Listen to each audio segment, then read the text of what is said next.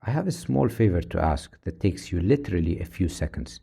If you like the first 100 podcasts and the guests that we have invited so far, can you do me a small favor and give us a thumbs up on any podcast platform that you are listening on? It helps the podcast more than you think, because the higher we go on the ranking, the more interesting guests we can invite. Thank you again for your support. Let's do it. Let's do it. Broadcasting from around the world, you're listening to The First 100, a podcast on how founders acquired their first 100 paying customers. Here's your host, Hadi Radwan.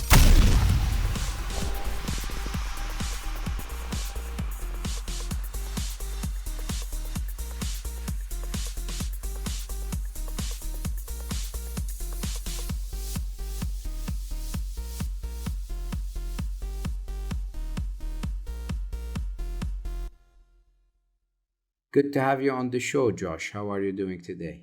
Hey, Hadi. Thanks for having me. I'm doing good. How about you? Thank you for stopping by. I'm doing amazing. Josh Pillsbury is the co-founder of Summit Insurance, which is a national insurance brokerage and risk management firm in British Columbia. And you're trying to shape the future of commercial insurance through technology-driven risk management and insurance solution. And you've raised $3.5 million to date. Take us back to the top, Josh. How did you start in the insurance space? Yeah, I started in insurance about 10 years ago. I started out on the underwriting side, working for a large U.S. carrier down in the States, doing very specialty corporate underwriting and larger enterprise underwriting. So that was where I got my start, but definitely saw inefficiencies right off the bat, and always wanted to start my own business and really wanted to just get a couple of years of experience to sort of understand the insurance industry before I ventured out. And then, during that time, I started actually a small business on the side called Insura Solutions that was automating applications between brokers and underwriters. So that was actually prior to InsurTech practically even being a word. So at that time, InsurTech was just sort of starting, and Lemonade, there's some buzz around Lemonade just sort of being founded. So we can dive a bit more in, but that was sort of where I got my start in the insurance industry. Amazing. Take us back to the early company that you started. So how did you convince brokers to buy an enterprise solution? Because it's always hard to get them to adopt new solutions. Yeah, that one was definitely a big learning experience for me. I think any entrepreneur, obviously, they go through many different stages of their journey. And for me, that was very, very early on. So there was only 3 of us. I had 2 co-founders, and we were building a minimum viable product for brokers and underwriters to exchange standardized application information. We were going out to market, looking to raise some funds to sort of expand our customer base. But actually, during that journey, I had sort of been introduced actually to another company called Apollo Insurance, which was just starting out, based in Vancouver, British Columbia. And my other 2 co-founders at the time, that one was working at SAP, another was a software engineer at Salesforce. And we were exploring going out full-time on our own to start Insura and really, going all in on it. But the other 2 co-founders and we had a bit of a different direction that we wanted to take the company, even at that early stage. So I think that was one of the big learnings, is how important it is to find a co-founder that's very aligned with you in the long run. And you can, at the end of the day, when you're picking a co-founder and you're going to be spending the next 5 to 10 years building a business together, you really want to make sure that you're aligned on the end vision. So I was very fortunate to sort of be able to roll in my experience at Insura into Apollo. They had actually acquired Insura for anti-competitive reasons, is probably simplest way to put it. And then I led the sales and growth on the wholesale side of the business. So Apollo was a digital MGA at the time, a digital wholesaler. So what we would do is that we would build insurance products. We would distribute those through third-party insurance brokerages. So one example would be we'd turn their website into a Shopify-style e-commerce store, get our product set up and white labeled on their website, so their constituents and consumers could purchase online. So that was really what I had spent the next couple of years investing my time and efforts into, was scaling up the wholesale channel of the business. And during that period of time, this was around 2019. So InsurTech was just starting to really get moving quite aggressively. And this was pre-COVID. what happened is during COVID, all of a sudden COVID happened and no one was able to purchase insurance in person anymore. So at least in Canada, insurance was very much still a human to human interaction. People would walk into the office, do the transactions. Most of 99% of transactions were probably being done in person or over the phone. And when COVID happened, no one could really do those purchase policies anymore. So that actually really accelerated the growth of Apollo quite dramatically, because every single broker in Canada was very interested in a digital solution that they could have their customers buy online. So the timing actually worked in our favor in that respect. But what we also found is that, Apollo was a small business oriented wholesaler. So we learned fairly quickly that not that many business insurance customers, even small and micro businesses, are inclined to purchase insurance online without any human interaction whatsoever.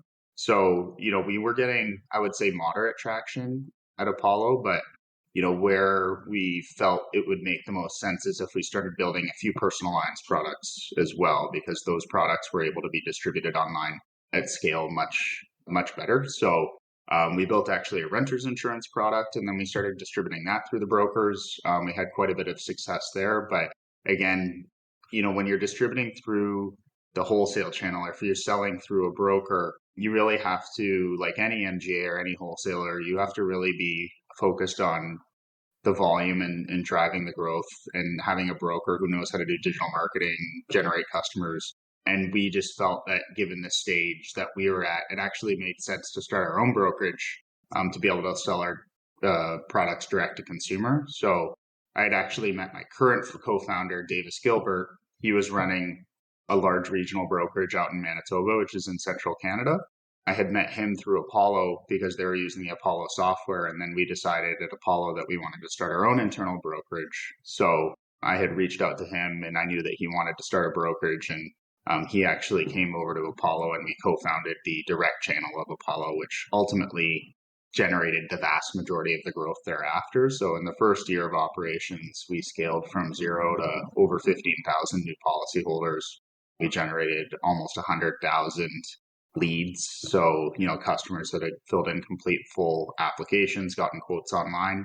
So that was really a very interesting stage of my entrepreneurial journey, even though I was working for Apollo at the time, but it was a pure play startup. When I joined, there was only about 6 of us. And, the next phase obviously is Summit, and where we're at right now. But when we left Apollo, there was over 100 full-time staff, and we had really gone through a very significant amount of growth. So took a lot of learnings away from Apollo, and fast forward now to Summit, and we're sort of 2.5 years into Summit. So on a whole new journey now. And, this is sort of my third crack at it. So we're very excited for where Summit is going right now. Amazing. When you were working at at Apollo, you mentioned the direct growth through the channel. Which tactic worked well for you to scale from 0 to 15,000, you said, right? Yeah, we went from 0 to 15,000 customers very quickly. I would say the first, like anything, the first 100, the first customer, let alone the first 100, is always the most difficult. And really what we had actually, originally our model was that we were going to generate leads through partnerships. So I was leading partnerships at Apollo. We were going to partner with sort of larger national groups, for example, large property management company or a large association, drive inbound lead flow, and then we would direct that lead flow to sort of a subset of preferred insurance brokerages that would then close the leads for us and ideally place that business back with us as the MGA. What we found is that actually the closing ratio wasn't quite where we had hoped it would be. And we sort of went through a few different strategies to try and figure out how do we get the closing ratio higher. I think the first 297, I remember we had 297 leads that we had generated with one brokerage specifically, and they had only closed one customer out of the 297 leads. So, we had to try and figure out how do we get more of these customers to actually convert.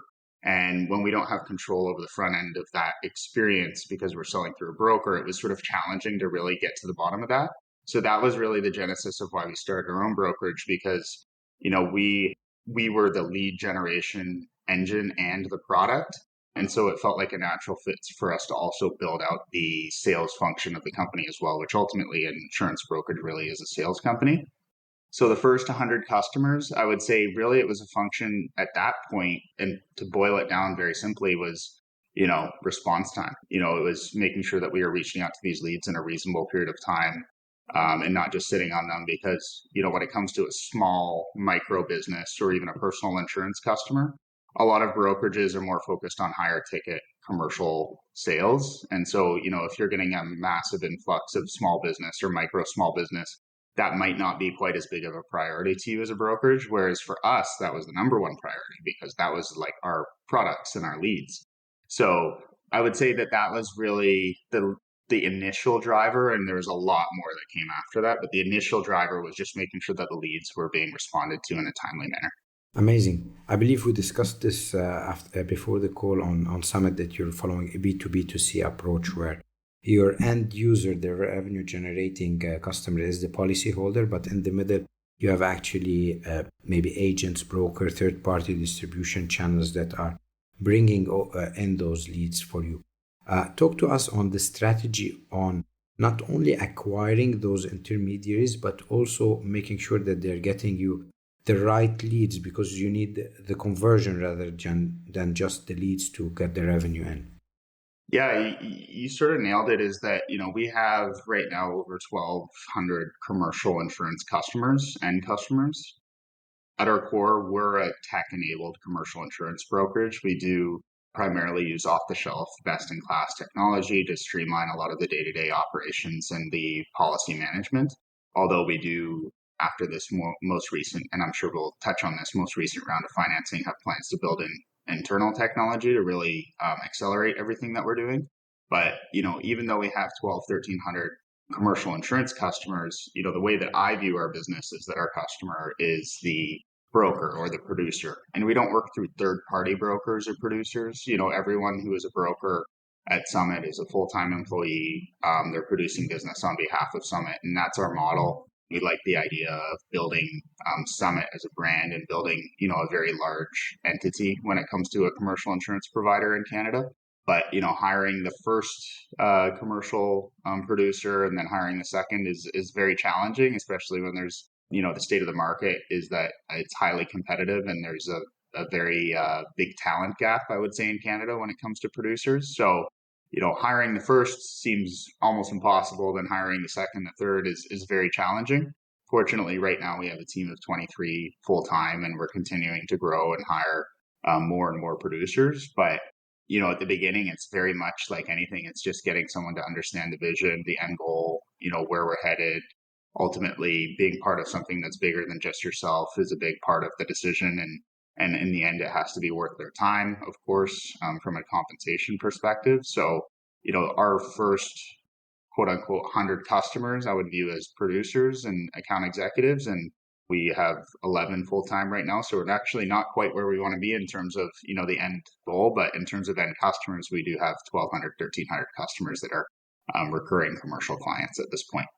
Amazing. Is there any strategy that you've deployed early on that's not scalable, but you had to do it to get the early brokers or customers to come into the door? And why did you decide to work on a model where your distribution are internal versus having third parties to bring in those leads? Yeah, it's a good question. The first part of the question, things that we do that aren't scalable. And I think that every company has to do a lot that isn't scalable, because certain things that aren't scalable actually can be very good for the business, like one-time sort of strategic operations or projects, things like that. But, at the beginning and even to this day, our business is sort of split into two channels in the simplest view. We have our outbound sales channel and then we have our inbound sales channel. So up until this point, we've been a very heavily driven outbound sales oriented company. So, we, at the beginning, we're doing a lot of cold email, cold calls, obviously driving as much content and building up a brand as much as we can to drive inbound. But 90% of our business for the first year was all driven through outbound sales. We did have a very well-defined sales process, and I would say we have a very good sales process right now in terms of how to generate interest and bring customers in the door. But that in respect of, having one account executive or two account executives, running the full sales cycle, that in itself probably isn't scalable, but at the end of the day, that's where every business starts, is that you sort of have to do everything yourself.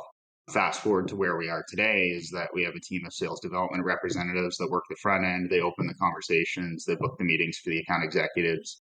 The account executives then will, qualify the client, obviously place the business. And then when the business is placed, we have a customer success / account management team that will oversee the customers and make sure that all of the servicing and all the inbound sort of inquiries are handled thereafter. So, where we're at today, I would say is a very scalable operation. But at the beginning, one person sort of has to be the SDR, they have to be the broker, they have to be the account manager, they have to be the person that's dealing with all of the various different administrative tasks. So yeah, it was not scalable at that point, but it was necessary for where we needed to get to. Amazing. One of the common questions I face when working with an insurtech is how can they get their profit margin higher? And there's many factors, of course. One of them is the sales cycle. If you can shorten the sales cycle between the lead and the conversion, then you make more money on the long run. In a B2B to C space, how are you currently shortening that cycle between the lead and the conversion? Yeah, it's a great question. So the way that we view shortening the sales cycle, I would say at the top end, it really boils down to making sure that we have the data that we need to be able to properly qualify the customer. And when it comes to shortening the sales cycle, I think a lot of businesses, if you would look at the aggregate or the average sales cycle, it would include a lot of deals that probably weren't very well qualified, that took a really long time to get across the line. And in that respect, those deals, whether you retain them or not, may not have been the best use of time from an opportunity cost perspective if you're going to refocus that time on someone who has actually had a higher intent and a higher chance of closing much quicker. So for us, we're very focused on making sure that we have the right data to properly qualify intent and properly qualify, at the end of the day, how quickly someone is willing to move forward. And, one example would be, expiry date. We work on a variety of different insurance partnerships with large groups and enterprise companies where they have data for the expiry date of, say, vendors or, the constituents that they work with for the insurance. And we are able to sort of put ourselves forward at Summit and put our value proposition forward at the right point in time when an insurance customer is just about to renew their policy. It might be top of mind. They're very interested in sourcing other options. And that has really accelerated our sales cycle. And ultimately, that's what would improve our gross margin in the long run as well. Makes a lot of sense. Thank you for sharing this. Is there a principle that you live by that has served you well on your journey? I would say if there's one thing, it would be you can only focus on what you can control, really. And I think a lot of anxiety and stress comes from focusing on things and dwelling on things that are outside of your control. And I think that's where a lot of entrepreneurs or salespeople or anyone really can get tripped up, is that, if you spend your day focusing on things that really you don't have the power to change that much, that's where anxiety and stress comes from. And, the days and weeks and months can be quite stressful when there is that level of uncertainty. But if you just really focus on those few, or, it could be more than a few things that you really know are within your control, that's something that I really like to live by. And it's, if I go into a week, what can I do this week that's fully within my control that will make an impact in the business and help, the employees or help our customers. And as long as I live by that, I know that I can sleep at night not feeling like I'm losing too many hours sleep. Makes a lot of sense. One last question, Josh. What's next for Summit? Yeah, what's next for Summit? Well, we just completed our seed round of financing with IA Capital Group and Harvest Ventures. So we're very fortunate to have raised capital in this market. I'm sure it's been challenging for insurtechs over the last couple of years. Fortunately, we're a very revenue-centric company. We have a revenue-first mentality, and I think at this point now what we're really focused on moving forward is the technology. So most companies, I would say previous to this, when capital was a little bit more free-flowing and it was much easier to raise, they would have been focused very much on building out technology infrastructure day one, not maybe as revenue-focused, not as efficiency-focused. We took the opposite approach. And so now we actually have the luxury to be able to invest into some very specific projects on the technology side that we feel will set us up for scale. And ultimately, our goal is really to be the largest commercial insurance provider in Canada. in the long run. It won't happen overnight, but to be able to get there, we definitely need to continue to lay the foundation when it comes to our technology stack and make sure that the policy administration and the transacting of those policies is very scalable in the long run. So I'm very excited for the future, and what the future holds is definitely not guaranteed, but we have a very clear vision of where we're going, and that's to be the largest commercial insurance provider in Canada. Amazing. We'll put all of this in the show notes. Thank you for joining. It's a pleasure to learn your journey, Josh. How can people reach you, and are you hiring? Yeah, people can reach me on a few different channels, but I am very active on LinkedIn. I check LinkedIn multiple times per day. So my name is Josh Pillsbury. You can add me on LinkedIn. You can pop me a message. I do my best to reply to everyone in a timely manner. And beyond that, I would say, feel free to just reach out directly to Summit if you have anything that you're curious about. And we're always hiring good people. So we're hiring a full stack developer right now that we're going to be hopefully bringing on in the next month or so. And we're also always hiring account executives, and, the revenue team is going to be a big focus moving forward. Excellent. Thank you very much, Josh. We wish you the best of luck. Thanks, Hadi. Thanks for having me. Thank you so much for listening to the First 100. We hope it inspired you in your journey. If you're enjoying the podcast, please subscribe to our podcast on Apple iTunes, Stitcher, Google Play, or Spotify, and share it with a friend starting their entrepreneurship journey. Leave us a 5-star review. Your support will help spread our podcast to more viewers.